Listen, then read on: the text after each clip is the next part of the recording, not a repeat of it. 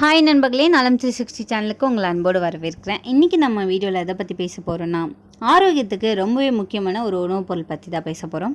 அதுதாங்க கொண்டக்கடலை.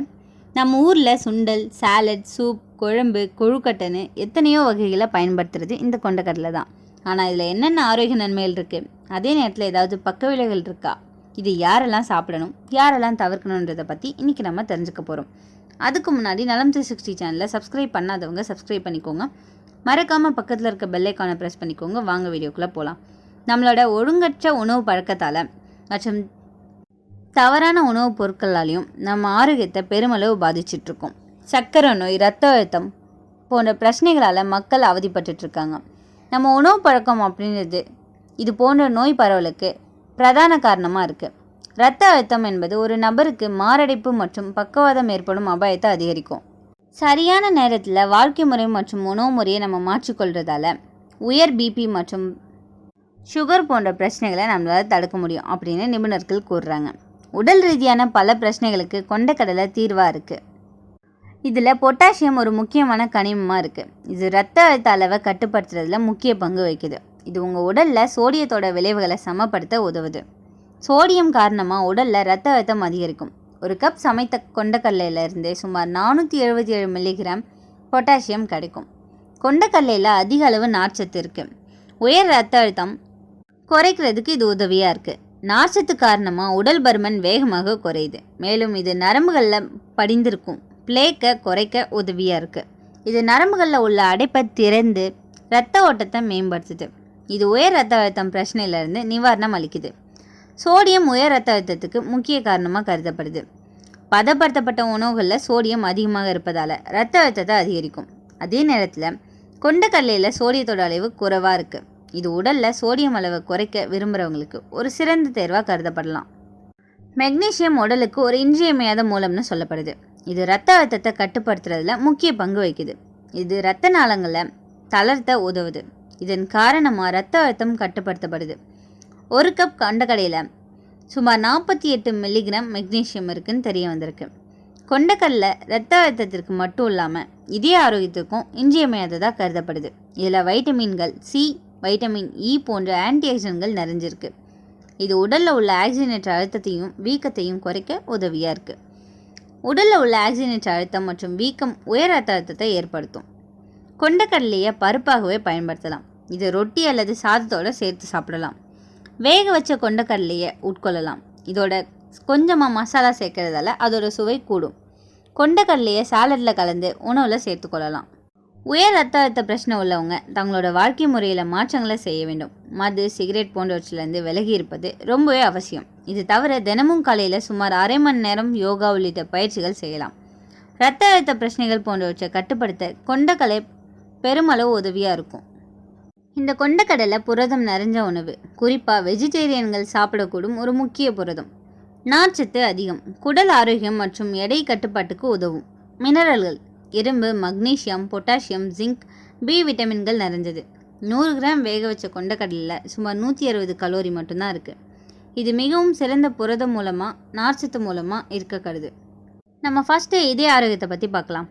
கொண்டக்கடலையில் உள்ள நார்ச்சத்து மற்றும் பொட்டாசியம் இரத்த அழுத்தத்தை கட்டுப்படுத்த உதவுது. கொழுப்பை குறைக்கிற வகை, அதாவது எல்டிஎல் கொலஸ்ட்ராலை குறைச்சி ஹெச்டிஎல் கொலஸ்ட்ராலை அதிகரிக்கும். இப்போது நீங்கள் என்னை பார்த்து கேட்கலாம், எனக்கு இதய பிரச்சனை இருக்குது, இந்த கொண்டக்கடலை சாப்பிட்டா என் இதயத்துக்கு நல்லதா? ஆமாங்க, நியாயமாக சாப்பிட்டா இதயம் ஆரோக்கியமாக இருக்கும். இந்த கொண்டக்கடலையில் லோ கிளைசமிக் இண்டெக்ஸ் உணவு. இரத்த சர்க்கரை திடீர்னு ஏறுவதை இது கட்டுப்படுத்தும். டைப் 2 டயபெட்டிஸ்க்கு ரொம்பவே நல்லது. அப்படின்னா இந்த கொண்டக்கடலையை எப்படி சாப்பிட்றது சரின்னு நீங்கள் கேட்குறீங்களா? சுண்டல், சாலட் அல்லது சூப்பாக சாப்பிடலாம். சுகர் சேர்க்காமல் சாப்பிட்றது ரொம்பவே நல்லது. இதில் நார்ச்சத்து அதிகம். ஸோ வயிறு நிறைந்த உணர்வை சீக்கிரமே தரும். இடையே சாப்பிடும் ஆசையை குறைச்சி உடல் எடை குறைக்க இது உதவியாக இருக்குது. முளைக்கட்டிய கொண்டக்கடலையை காலை நேர சாலட் அல்லது சுண்டலில் சேர்த்து இதை நம்ம சாப்பிடலாம். இந்த கொண்டக்கடலையில் கால்சியம், இரும்பு, பாஸ்பரஸ் நிறைஞ்சிருக்கு. எலும்பு பலம் மற்றும் மூட்டு வலிமைக்கு இது உதவியாக இருக்குது. ரொம்பவே சின்ன வயசுலேருந்து இந்த கொண்டக்கடலையை சாப்பிட்டோம்னா மூட்டு வலியை மேம்படுத்த முடியும். நார்ச்சத்து குடல் நல்ல பாக்டீரியாவுக்கு உணவாகும். மலச்சிக்கலை குறைக்கும். குடல் ஆரோக்கியம் மேம்படும். முளைக்கட்டிய கொண்டக்கடலை சாப்பிட்றது மிகவும் பயனுள்ளதாக இருக்குது. இரத்த சோகையை குறைக்க உதவியாக இருக்குது. ஹார்மோன் சமநிலையை வலுப்படுத்தும். மாதவிடாய் காலத்தில் சோர்வை குறைக்கும். பி விட்டமின்கள் மற்றும் கோலைன் இருக்கிறதால நினைவு கவனம் மேம்படும், மூளை செயல்பாடு அதிகரிக்கும். ஜிங்க் புரதம் முடியை வளர்க்கும், தோல் பிரகாசத்தை தரும். இதில் கவனிக்க வேண்டிய விஷயம் என்னென்னா, ஒரு சில பக்க விளைவுகளும் இருக்குது. சிறந்த உணவாக இருந்தாலும் சில நபர்களுக்கு பக்க விளைவுகள் இருக்கலாம். அதிகமாக சாப்பிட்டா வயிற்று வலி, வாய் தொல்லை ஏற்படலாம். சிலருக்கு அலர்ஜி, கிட்னி கல் பிரச்சனை உள்ளவங்க அதிக அளவு சாப்பிடக்கூடாது. செரிமான குறைபாடு, முளைக்க வைக்காமல் சாப்பிட்டால் ஜீரணிக்க கஷ்டம். அதிகம் சாப்பிட்டீங்கன்னா மலச்சிக்கல் அல்லது வயிற்றுப்புண் உண்டாகும். இது எப்படி சாப்பிடலாம்? சுண்டல் சிறந்த காலை உணவு. சாலட் வெள்ளரிக்காய், தக்காளி, கேரட் சேர்த்து சாப்பிடலாம். குழம்பு, சாம்பார் பரிமாறும்போது சூப்பராக இருக்கும். அடுத்தது சூப். இது நைட்டு உணவாக நம்ம சாப்பிடலாம். முளைக்கட்டிய கொண்டக்கடலை, இது ரொம்பவே அதிக ஆரோக்கியம் கொண்ட ஒரு பொருள்னு சொல்லப்படுது. முளைக்கட்டிய வகை அதிக நன்மை தரும். வெந்து சாப்பிடும்போது மட்டுமே கூடுதல் புரதம் கிடைக்கும். யாரெல்லாம் கவனமாக இருக்கணும் தெரியுமா?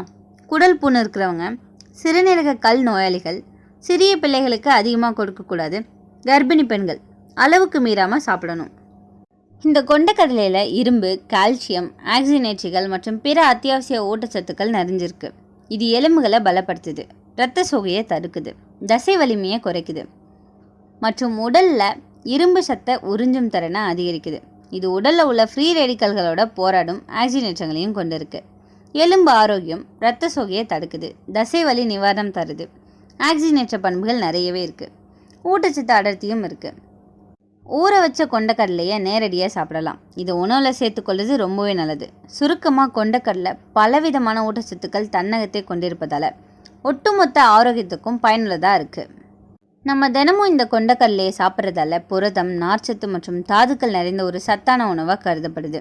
இது எலும்பு ஆரோக்கியத்தை மேம்படுத்தவும், செரிமானத்தை சீராக்கவும், ஆற்றலை வழங்கவும், எடை இழப்புக்கு உதவும், உடல் நோய் எதிர்ப்பு சக்தியை அதிகரிக்கவும் பயன்படுது. இந்த கொண்டக்கடலை தசை, எலும்பு, தோல் மற்றும் இரத்த வளர்ச்சிக்கு உதவியாக இருக்கிற ஒரு முக்கிய மூலம்னு சொல்லப்படுது. அதிக நார்ச்சத்து இருக்கிறதால மலச்சிக்கல்லேருந்து நிவாரணம் அளித்து செரிமான மண்டலத்தை சீராக வச்சுருக்க உதவுது. எலும்புகளோட ஆரோக்கியத்துக்கு தேவையான தாதுக்கள் இதில் நிறையவே இருக்குது. மாங்கனீஸ் போன்ற அத்தியாவசிய ஊட்டச்சத்துக்கள் நோய் எதிர்ப்பு சக்தியை உருவாக்க உதவுது. இரும்பு, துத்தநாகம், செலினியம், மெக்னீசியம் மற்றும் வைட்டமின்கள் போன்ற அத்தியாவசிய ஊட்டச்சத்துக்கள் நிறைஞ்சிருக்கு. நார்ச்சத்து மற்றும் புரதம் நிறைஞ்சிருக்கிறதால பசியை கட்டுப்படுத்தி எடை இழப்புக்கு இது உதவியாக இருக்குது. உடலுக்கு தேவையான அத்தியாவசியமான ஆற்றலை இது வழங்குது.